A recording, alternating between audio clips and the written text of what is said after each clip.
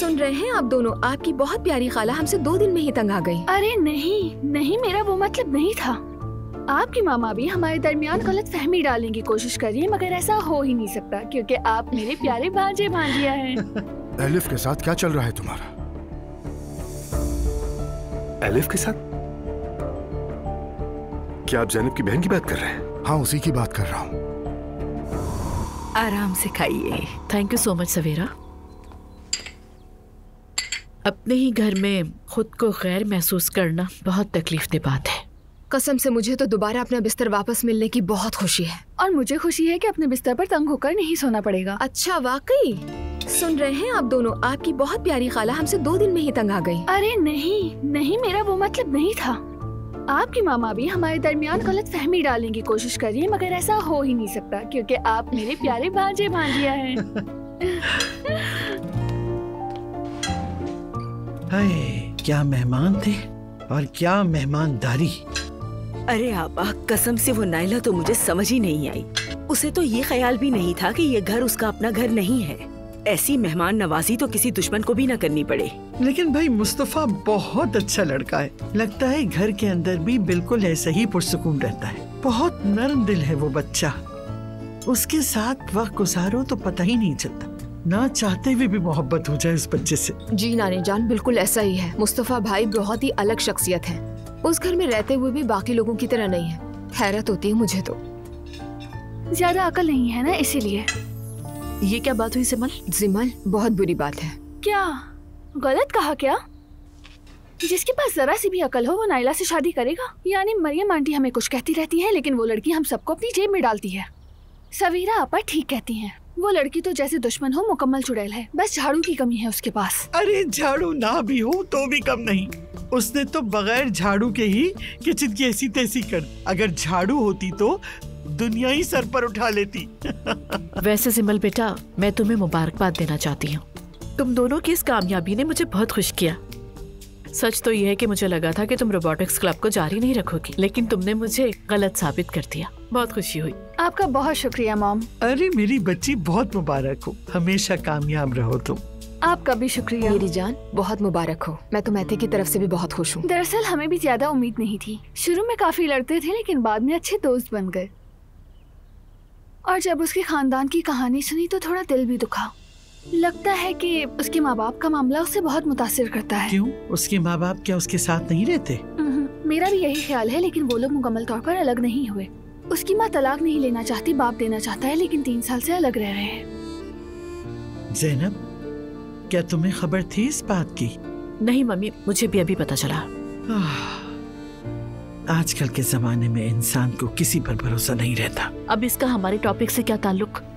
नानी, आप बिल्कुल गलत सोच रही हैं। उमर चाचा ऐसे नहीं हैं। अलैदगी चाहते हैं उससे, लेकिन वो औरत अलग नहीं होना चाहती। मेरे ख्याल में थोड़ी जिद्दी है। मैंने घर पर भी देखा था उसे। अरे भाई, ये कैसे मुमकिन है कि उस घराने में कोई नॉर्मल रह सके?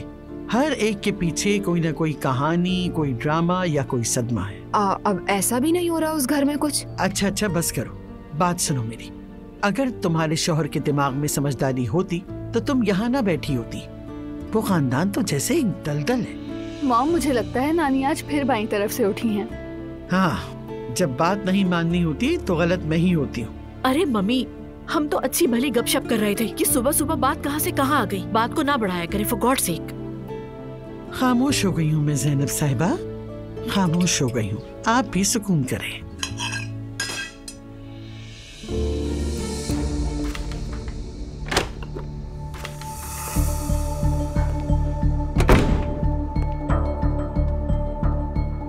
सब खैर तो है ना? खैर बिल्कुल भी नहीं है। क्या बात है भाई? एलिफ के साथ क्या चल रहा है तुम्हारा? एलिफ के साथ? क्या आप ज़ैनब की बहन की बात कर रहे हैं? हाँ, उसी की बात कर रहा हूँ। भाई, मेरे और एलिफ के दरमियान क्या हो सकता है? आखिर कहना क्या चाहते हैं आप? मुझे क्या मालूम, इसीलिए पूछ रहा हूँ। भाई, आपको अंदाजा भी है कि आप क्या कह रहे हैं? मेरे और एलिफ के दरमियान कुछ भी नहीं है। ये बात कहाँ से आ गई? लैला की सहेली ने तुम दोनों को देखा है। ओह, फिर से लैला है ना?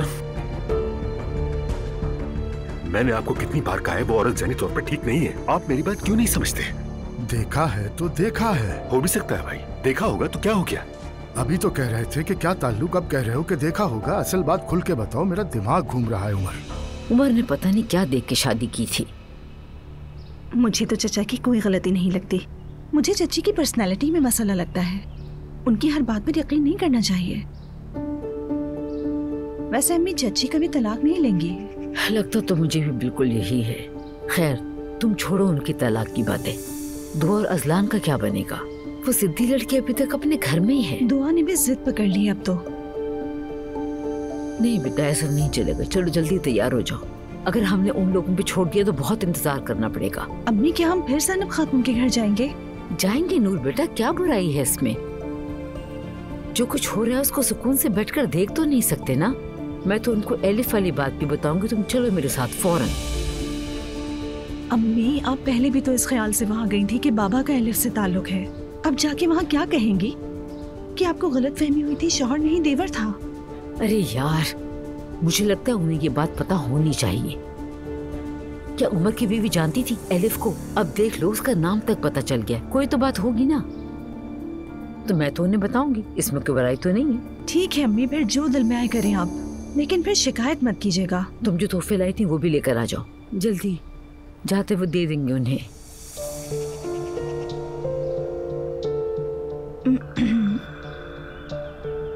मैं नहीं ले सकी। क्या मतलब है? तुम गई तो थी लेने के लिए। यानी दिल को पसंद आने वाली कोई चीज मिली ही नहीं, कुछ पसंद नहीं आया। आज फिर जाके देखने का इरादा है। वाह नूर, तुम हर दिन बाहर जाती हो और अब तक तुम्हें कुछ पसंद नहीं आया। अम्मी उस दिन पसंद नहीं आया था तो नहीं ले सकी थी मैं। बात सुनो मेरी, ज्यादा बाहर घूमना फिरना अच्छा नहीं होता। अल्लाह ना करे कुछ गलत हो गया तो। आमीन अम्मी आमीन। बस मैं ये कह रही थी कि आज जाके तोहफा देख लूं। आप ज़ैनब खातून के घर अकेली चली जाएं, ठीक है? ठीक है बेटा, ठीक है, अकेली ही चली जाऊंगी। और वैसे भी ईमान वाली बात बता के तो मैंने गलत कर दिया। अब तक नाराज है मुझसे, लेकिन क्या करूं, बहू है, जाना पड़ेगा। अजलान तो लाएगा नहीं।